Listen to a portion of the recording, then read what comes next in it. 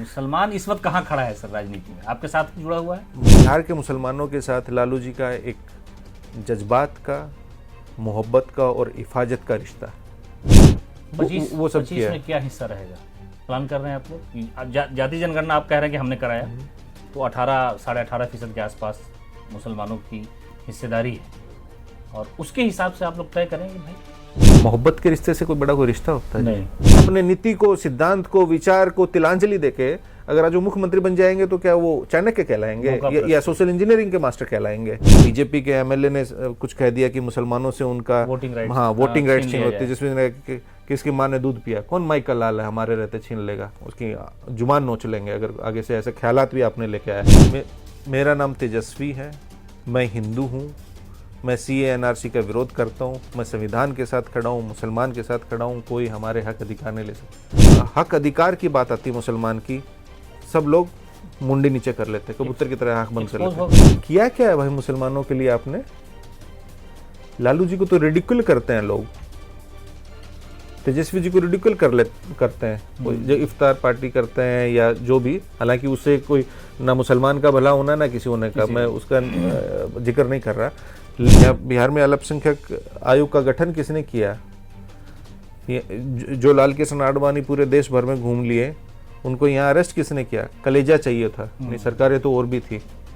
तो कुर्बानियां देनी होती हैं, त्याग करना पड़ता है। मुसलमान इस वक्त कहाँ खड़ा है सर राजनीति में, आपके साथ जुड़ा हुआ है? मुसलमान मजबूती से जहाँ था वहीं है, और मुसलमान के लिए जो लड़ रहे थे जिस जगह से और जिस जज्बे के साथ, वो भी वहीं है। मुसलमान आपने कहा कि कहाँ खड़ा है और कहाँ पाता है अपने आप को।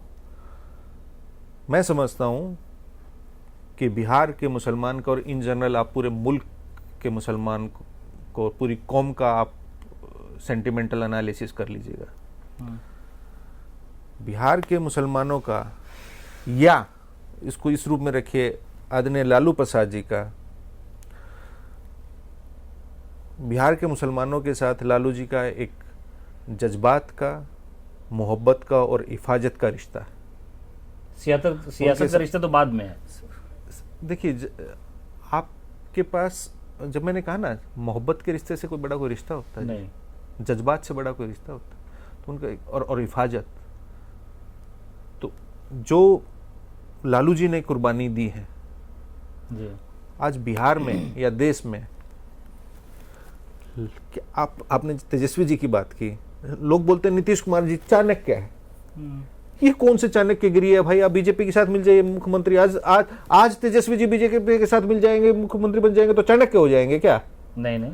अपने नीति को, सिद्धांत को, विचार को तिलांजलि देके अगर आज वो मुख्यमंत्री बन जाएंगे तो क्या वो चाणक्य कहलाएंगे या सोशल इंजीनियरिंग के मास्टर कहलाएंगे? आप एक बात बताइए, मौकाप्रस्त कहलाएंगे ना? तो लालू जी ने कुर्बानियां दी हैं।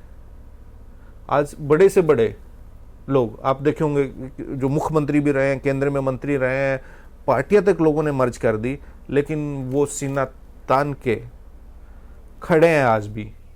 अभी तेजस्वी जी भी आपने देखा होगा, पीछे एक बीजेपी के एमएलए ने कुछ कह दिया कि मुसलमानों से उनका वोटिंग राइट्स छीन होती है, जिसमें किसकी माँ ने दूध पिया, कौन माई का लाल है हमारे रहते छीन लेगा, उसकी जुबान नोच लेंगे अगर आगे से ऐसे ख्यालात भी आपने लेके आया। उसके बाद से इस बिहार में किसी ने बात भी नहीं की है, किसी का मताधिकार छीन लेंगे। अगर बिहार में यहाँ कोई भी चीज़ होती है किसी भी प्रकार का मुसलमान भाई के साथ, तो वो राष्ट्रीय जनता दल खड़ी रहती है। मैं एक दो मिनट, आपने कहा कि क्या कहाँ पाते हैं बिहार के मुसलमान अपने आप को? CA-NRC लागू हुआ रात में। देखिए, रिकॉर्ड की बात है, आजकल है क्या ना कि टू मच ऑफ इंफॉर्मेशन है, there is so much flow of information, so लोग भूल जाते हैं। रात को CA-NRC संसद में लागू हुआ, सर्दियों का महीना था जहां तक मुझे याद है। तेजस्वी जी अपने सभी 80 विधायकों के साथ, उस वक्त जो विधायक थे, पटना के गांधी मैदान में गांधी जी की मूर्ति के नीचे शपथ दिलवा रहे थे। क्या शपथ थी? मेरा नाम तेजस्वी है, मैं हिंदू हूँ, मैं CA-NRC का विरोध करता हूँ, मैं संविधान के साथ खड़ा हूँ, मुसलमान के साथ खड़ा हूँ, कोई हमारे हक अधिकार नहीं ले सकता। उन्होंने पढ़ा, कारगिल चौक तक उन्होंने पैदल मार्च निकाला, जहाँ जहाँ जलसे हो रहे थे, जिन्होंने बुलाया वो वहाँ गए। हमारी पार्टी जहाँ विरोध करना था, जिस प्लेटफॉर्म पे, हमेशा उसका विरोध किया। 370 का मामला हुआ, उसमें हमारी खड़ी रही। ये जो पार्टियां हैं, या नीतीश कुमार, अभी वक्फ का मामला था, लोग तो खुल के समर्थन कर रहे हैं। हर एक जहाँ इश्यूज पे हक अधिकार की बात आती मुसलमान की, सब लोग मुंडी नीचे कर लेते, कबूतर की तरह आंख बंद कर लेते हो गए। इसलिए ललन सिंह का जो वो बयान है पार्लियामेंट का, वो मुसलमान कम्युनिटी के लोग ज्यादा से ज्यादा सुन करके उसको देखते हैं। इसलिए कि ललन सिंह ने कहा था कि I am now here, I am support there, यानी वक्फ बिल का हम समर्थन करते हैं। उसके बाद फिर ये सारी चीजें हुई कि नीतीश कुमार मुसलमानों के हर मामले पर वो उनके साथ चले जाते हैं और फिर कहते हैं कि अफसोस हो रहा है। मैं वही कह रहा हूँ ना। आप ये बताइए कि ये जो लोग आपने कहा कि मुसलमानों के सम्मेलन या जो भी कर रहे हैं, उनको किया क्या है भाई मुसलमानों के लिए आपने? लालू जी को तो रिडिक्यूल करते हैं लोग, तेजस्वी जी को रिडिक्यूल करते हैं, जो इफ्तार पार्टी करते हैं या जो भी, हालांकि उससे कोई ना मुसलमान का भला होना ना किसी होने का, मैं उसका जिक्र नहीं कर रहा। लेकिन ये, और जहां हक अधिकार की बात है, सबसे ज्यादा विधायक किसके हैं बिहार में? सबसे ज्यादा मंत्री किसके थे?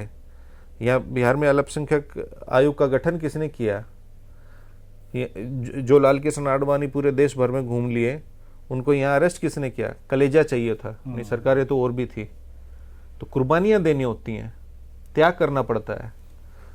वो सब किया में क्या हिस्सा रहेगा? प्लान कर रहे हैं आप लोग कि जाति जनगणना आप कह रहे हैं कि हमने कराया, तो 18-18.5% के आसपास मुसलमानों की हिस्सेदारी है, और उसके हिसाब से आप लोग तय करेंगे भाई कि नहीं आइए आप? भाई ये तो हम समाजवादियों का और राष्ट्रीय जनता दल का विशेष रूप से नारा रहा है भाई, जिसकी जितनी संख्या भारी उसकी उतनी हिस्सेदारी। और जहां आप हिस्सेदारी की बात कर रहे हैं, तो अभी मैं आपको बता दूं, अभी भी हमारे एमएलसी आप देखिएगा जी, 14 एमएलसी हैं, 2 का सस्पेंस होने के बाद 5 लोकल बॉडीज के हैं, तो 9 बचते हैं, 9 या 10, उसमें से 4 मुसलमान हैं जी, मैं जानता हूं। 40% से अधिक रिप्रेजेंटेशन है। राज्यसभा में भी अभी अप्रैल तक हमारे 6 थे, 6 में से 2 थे, 33% था, अभी भी 20% है। 5 है, उसमें 1 है, 20% आबादी, आप 18% कह रहे हैं ना। उसके अलावा संगठन में भी जनाब लालू प्रसाद जी के बाद दूसरे नंबर पे जनाब सिद्दीकी साहब हैं। संगठन में भी राष्ट्रीय प्रधान महासचिव, जो अध्यक्ष के बाद का जो ओहदा होता है। उसके अलावा सब जिला में, संगठन में हमारे आरक्षण है। अभी जो हमारी सरकार थी 17 महीने की, ऐसे मुसलमान अधिकारी जो 17 साल से शंटिंग में थे, उनको तेजस्वी जी पकड़ के अपने विभाग में जो कॉरपोरेशंस हैं उनमें उनको डेप्यूट किया। जितने बोर्ड निगम बने, उसमें 42 से अधिक सदस्य बने, जिसमें 28 मुसलमान थे। तो मैंने कहा ना, जो अधिकार है, हक है, वो तो हमारा नारा है समाजवादियों का। डिप्टी सीएम के बारे में भी सोच रहे हैं कि अगर सरकार आएगी तो किसी मुसलमान को डिप्टी सीएम बना देंगे? आपने डिप्टी सीएम के अलावा भी पूछा कि आप लोग का क्या एजेंडा रहेगा। मैंने कहा ये सब रणनीतिक चीज़ें होती हैं, शीर्ष नेतृत्व के स्तर पर ये बातों का विमर्श होता है। राजनीति में टाइमिंग बहुत इंपॉर्टेंट होती है। वो जब क्या हमारा शीर्ष नेतृत्व निर्णय लेगा, वो उस वक्त की बात। पनोरमा ग्रुप, जो सोचता है वो करता है।